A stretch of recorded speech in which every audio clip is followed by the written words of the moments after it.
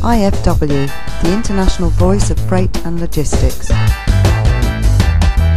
Thanks for tuning into IFW Radio, the international voice of the freight and logistics industry.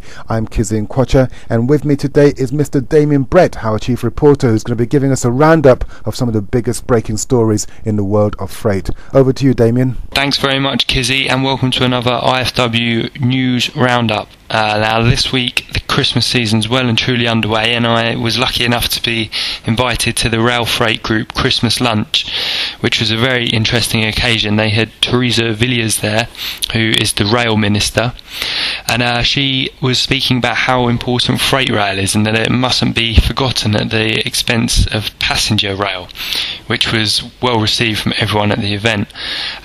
Also this week, I met up with Annette Jepson, who is the Senior Director and Cluster Manager of Maersk Line UK and Ireland, and we had an interesting chat, which actually brings me on to what I think is the biggest story of the week, one of my own, of course, and that's that Maersk Line is mulling accepting financial penalties in its Asia-Europe contract if it's unable to deliver the service it has promised.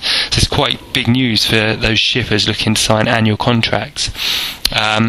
Annette Jepson, who I mentioned earlier, told IFW the Danish carrier was hoping to avoid a repeat of the situation the industry faced at the start of this year, when an unexpected surge of volumes resulted in demand exceeding supply and shipments being delayed. To solve the problems, it has asked shippers to provide more accurate information on when they would be shipping their goods, so it can make sure there was enough capacity to handle all the volumes. And it is also considering accepting financial penalties if it fails to deliver the service it has sold.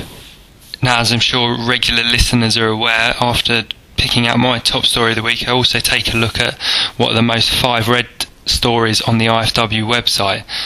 So the 5th most read story this week, with 520 views, is that earlier in the week, Chinese rescue workers were searching for 6 seafarers lost after a container ship and a sand barge collided off the east coast of Hong Kong, leaving at least 2 men dead. The barge, carrying 14 crew members, capsized after a collision near Tung Lung Island. It has been reported that 7 men were initially pulled from the sea and taken to hospital, where one of them was declared dead and another body was found earlier in the week. The 4th most read story, with 711 views, is that Maersk Line is close to placing an order for a series of record-breaking 18,000 TEU container ships. According to IFW's sister publication Lloyd's List, letters of intent could be signed before the end of the year. A considerable amount of design work is still to be completed, with several South Korean yards in the running for an order that could be worth close to $2 billion.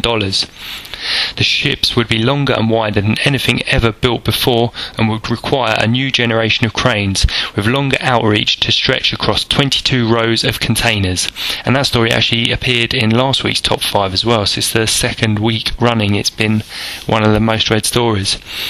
The 3rd most read story of the week, with 811 views, is that rates on ocean services from Asia to Europe have slid below the $1,000 per TEU mark for the first time this year. According to the Shanghai Containerized Freight Index, rates on services from Shanghai to Europe hit $1,358 per TEU last week, which is $42 less than the previous week. This is the lowest level rates have been at all year, following a high of $2,164 per TEU recorded in March. And the most read story of the week, with 1,554 views, is that container shipping lines are facing another rates war unless they can maintain discipline and match supply and demand, according to industry observers. At the Intermodal Conference 2010, Doug Bannister, an analyst at Box Trade Intelligence and former Maersk Line UK boss, together with Arthur Worsley, who is a container derivatives broker for FIS, agreed that the industry was under threat from overcapacity.